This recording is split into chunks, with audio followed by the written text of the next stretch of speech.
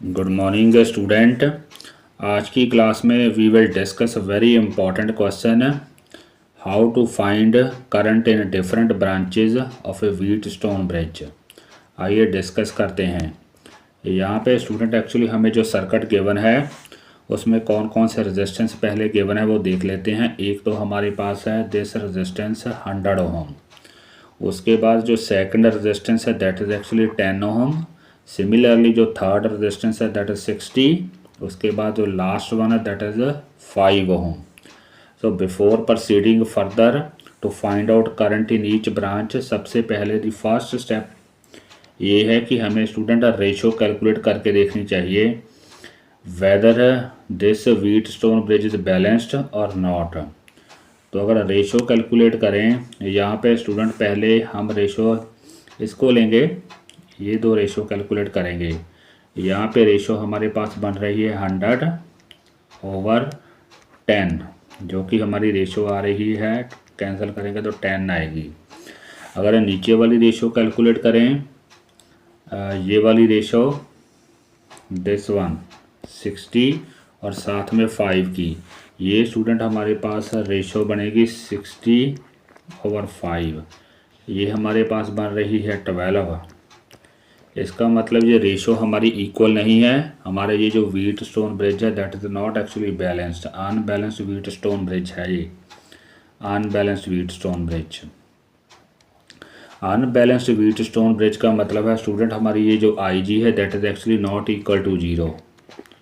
I G is not equal to 0। जो हमारा balanced wheat stone bridge होता है उसमें हमारी ये जो आई जी है, this IG will actually become 0 and then we can directly delete this segment BD.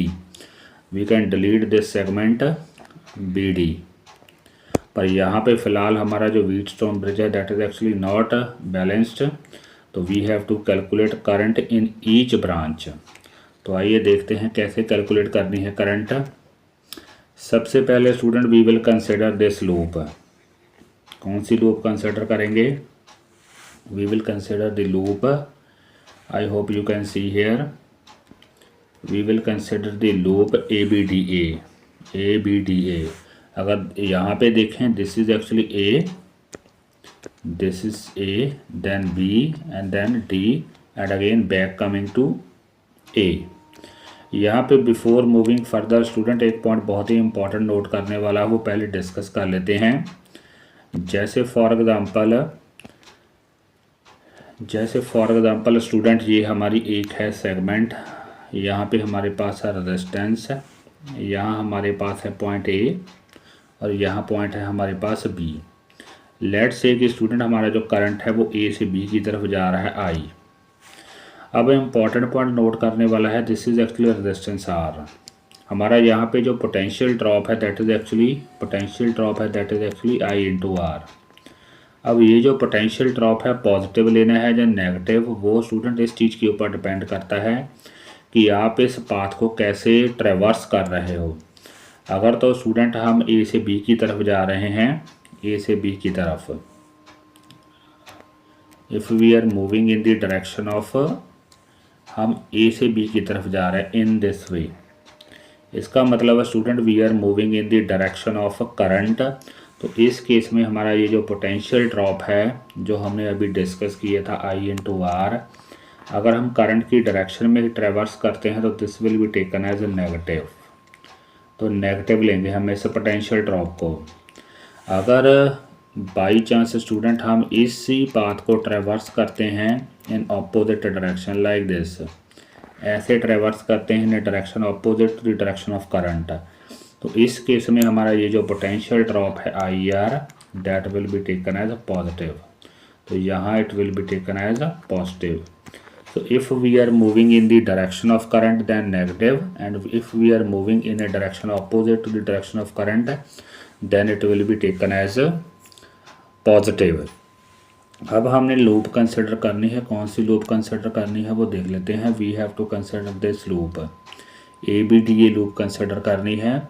यहाँ पे पॉइंट नोट करने वाला है स्टूडेंट, जब हम loop A B D consider कर रहे हैं तो हम ए से बी की तरफ जाएंगे, उसके बाद बी से डी की तरफ, दैन डी टू ए। यहाँ पे student A B D A का मतलब है we will first move from A to B, then from B to D, like this. उसके बाद we will move from D to A, like this. तो before traversing this loop, first of all we should consider the current की specification कर लेते हैं। यहाँ student हमें battery given है, I hope you can see here. यहाँ पे बैटरी हमें गिवन है 10 वोल्ट की गिवन है बैटरी। ये हमारी जो टोटल करंट है दिस इज़ आई। तो आगे पॉइंट काफ़ी इंपॉर्टेंट है नोट करने वाला। ये जो आई करंट है हमने इसको दो पार्ट्स में डिवाइड कर लेना है। एक है स्टूडेंट ऊपर वाले पोर्शन में I1 हमेशा ही, और नीचे वाले पोर्शन में I2, I1 एंड I2। उसके बाद ये जो करंट है स्टूडेंट हमारी I1 यहाँ पे पहुँचेगी हेयर, इसका कुछ पार्ट हमारा गैल्वेनोमीटर में से पास हो जाएगा IG। तो दिस करंट इज़ IG। उसके बाद I1 में से IG को हम सब्ट्रैक्ट करेंगे, तो हमारा जो रेस्ट पोर्शन है that will flow through BC। उसके बाद इस जंक्शन पे D पे देखें तो हमारी दोनों करंट प्लस हो जाएंगी। कौन कौन सी करंट? एक स्टूडेंट हमारे पास ये वाली करंट है I2, दिस I2, और यहाँ पे हमारे पास आएगी IG। तो हेयर तो DC में हमारी जो करंट फ्लो करेगी that will B I2 plus IG। ये इम्पॉर्टेंट है नोट करने वाला। एक बार फिर से डिस्कस कर लेते हैं कैसे कैसे डिस्ट्रीब्यूशन करंट की करनी है। सबसे पहले मैंने डिस्कस किया है कि हमारी टोटल करंट होगी I।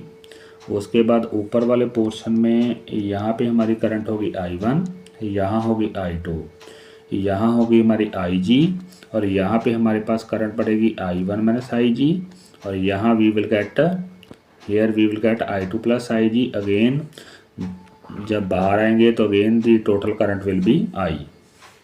आइए डिस्कस करते हैं लूप ABTA डिस्कस करते हैं। Let's see. तो पहले हमें ABTA लूप डिस्कस करनी है तो A से B की तरफ जाना है, A से B की तरफ। सो हमारा जो A से B की तरफ समवट लाइक दिस, A से B की तरफ जा रहे हैं। हमारी करंट भी student you can see here that is also from A to B। इसका मतलब we are moving in the direction of current. तो हमारा पोटेंशियल ड्रॉप यहाँ पे हमारे पास रेजिस्टेंस कौन सा है? ये रेजिस्टेंस है 100 ओम, दिस रेजिस्टेंस। तो पोटेंशियल ड्रॉप यहाँ पे है कितना? V equal to IR use करेंगे तो 100I1 है पोटेंशियल ड्रॉप, 100I1। अब ये पोटेंशियल ड्रॉप पॉजिटिव होगा या negative? Since we are moving in the direction of current तो दिस विल बी नेगेटिव। यहाँ पे सबसे पहले student we will write -100I1, यही है यहाँ पे लिखा है -100I1। उसके बाद हम स्टूडेंट जा रहे हैं B से D की तरफ, लाइक दिस, B से D की तरफ।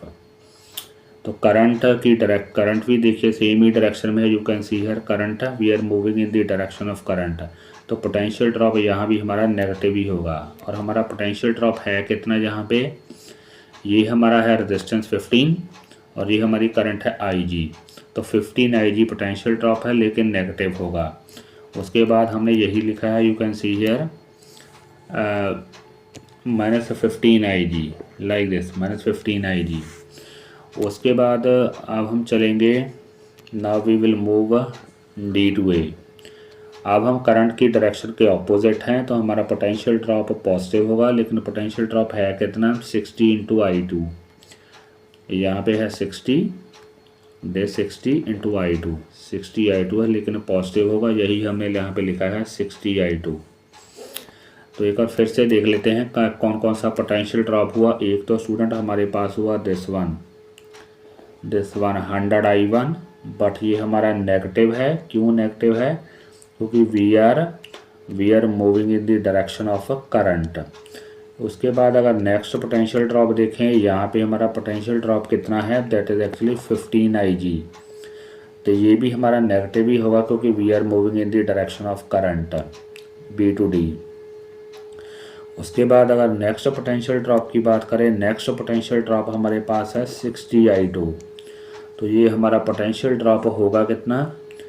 ये now we are moving D to A, we are moving in direction opposite to current, तो ये हमारा होगा +60 I2। तो हमारे पास एक फर्स्ट इक्वेशन बन जाएगी। I hope you can see here the equation.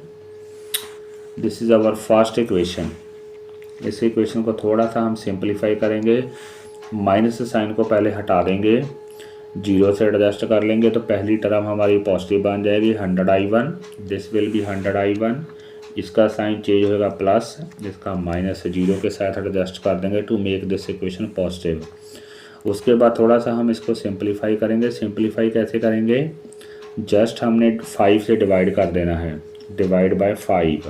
तो यहाँ पे हमारे पास ये फाइनल इक्वेशन बन जाएगी 20I1। यहाँ पे 100 को 5 से डिवाइड करेंगे तो 20 आ जाएगा, 20 हियर यू विल गेट 20। यहाँ पे 5 से डिवाइड करेंगे तो 3 आ जाएगा, यहाँ हमारे पास आ जाएगा 12। तो ये हमारी इक्वेशन फर्स्ट इक्वेशन आ गई 20I1 plus 3IG minus 12I2 is equal to 0। आइए नेक्स्ट लूप के ऊपर चलते हैं। Next, this is our first equation. Next loop है हमारे पास BCDB। यहाँ पे डिस्कस कर लेते हैं BCDB। BCD में स्टूडेंट हमारे पास कुछ यही लूप हम कंसिडर कर रहे हैं, B से D।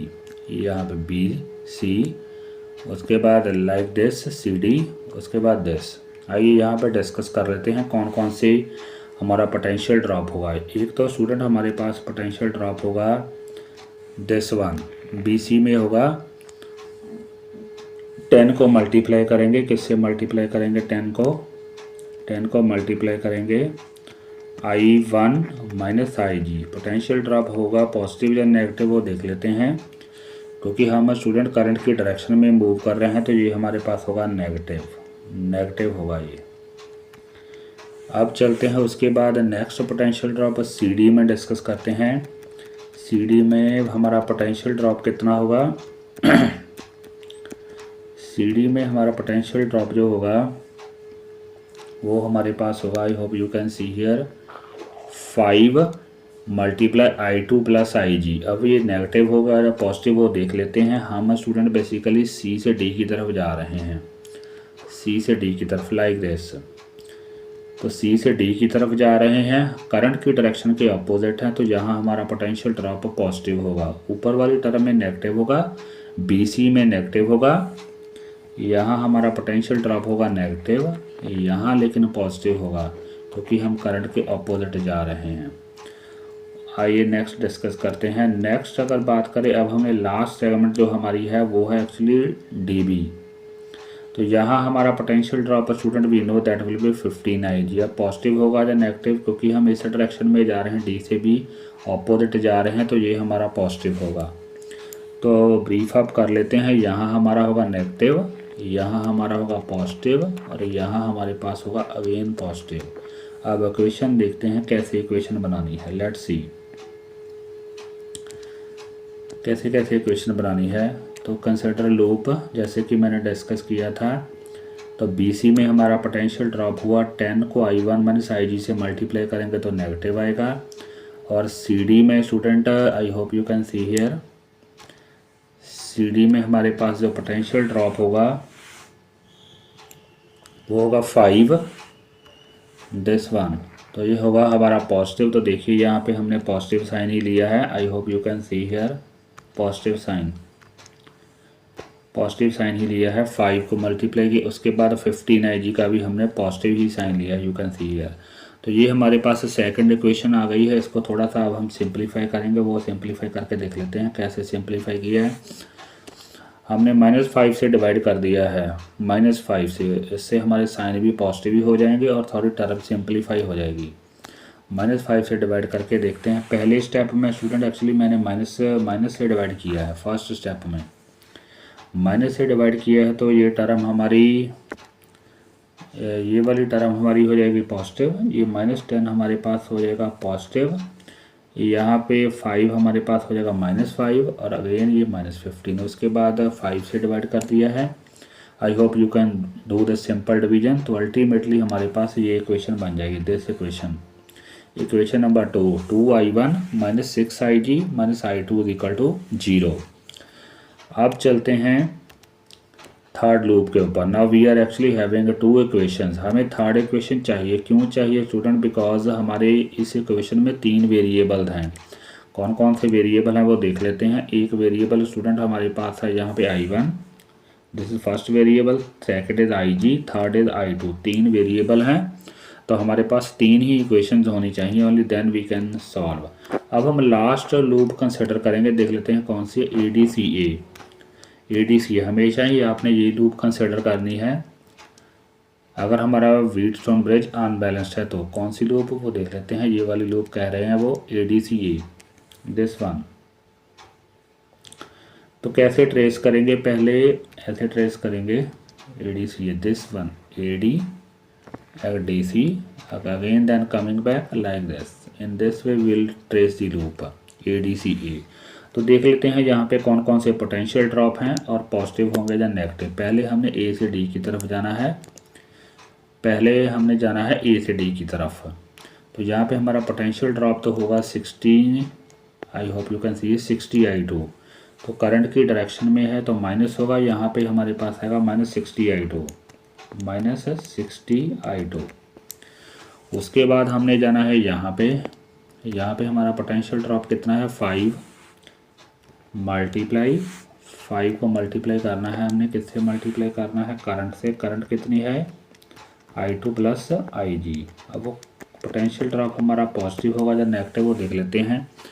We are moving in the direction of current, current की डायरेक्शन में मूव कर रहे हैं तो नेगेटिव आएगा, यहाँ पे माइनस आ जाएगा, माइनस। उसके बाद स्टूडेंट जब नेक्स्ट देखते हैं, नेक्स्ट क्या है, नेक्स्ट कोई है पोटेंशियल ड्रॉप या नहीं। तो हमने AD का डिस्कस कर लिया, उसके बाद DC का भी डिस्कस कर लिया। यहाँ पे student there is no resistance. अब यहाँ की बात करते हैं, यहाँ पे स्टूडेंट हमारा बाद में टर्मिनल आता है पॉजिटिव, ये वाला हमारा टर्मिनल है पॉजिटिव, ये वाला है नेगेटिव। तो बाद में टर्मिनल आता है पॉजिटिव, तो यहाँ हमारी बैटरी की जो EMF है that will be taken at +10 volt.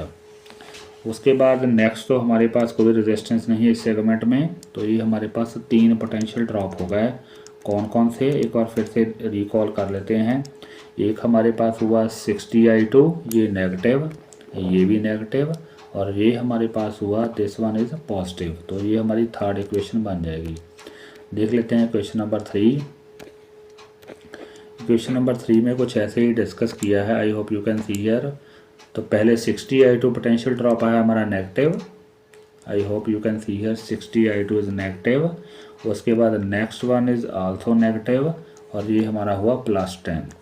तो इस इक्वेशन को भी स्टूडेंट हमने थोड़ा सा सिंप्लीफाई किया है, 5 से डिवाइड किया है, -5 से इनफैक्ट डिवाइड किया है। तो हमारे पास थर्ड इक्वेशन बन जाएगी। I hope you can do this simplification. This is our question number 3, 13I2 + IG - 2 = 0। So now we are having 3 equations. कौन कौन सी 3 इक्वेशन है वो देख लेते हैं।